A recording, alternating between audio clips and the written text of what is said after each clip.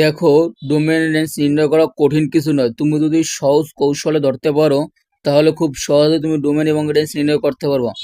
এখানে শর্ত দেওয়া ছিল এক্স ইকুয়াল মানে এক্স এর সমান হবে ওয়াই থেকে 1 - করলে, অর্থাৎ তোমার এক্স এর মানের সমান হবে যখন তুমি ওয়াই এর মান থেকে 1 - করবা।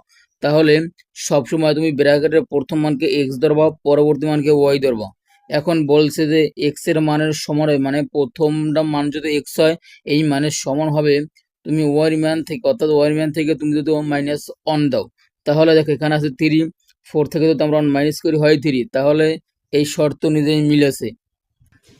দেখো এই মানকেও যদি আবার এক্স ধরি, পরবর্তী মানকে ওয়াই ধরি, বলছে ওয়াই এক্স এর মানের সমান হবে ওয়াই এর মান থেকে তুমি 1 - করলে।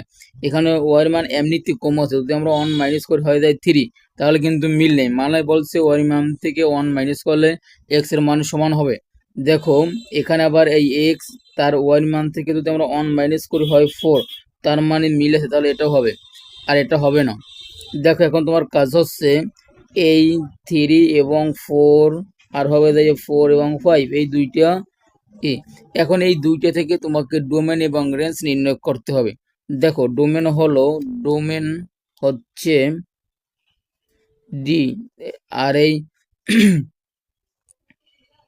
প্রথম মানগুলো হচ্ছে ডোমেন, তাহলে 4 অর্থাৎ 3 এবং 4, আর রেঞ্জ হচ্ছে পরবর্তী মানগুলো। রেঞ্জ রেঞ্জ হচ্ছে 4 এবং 5।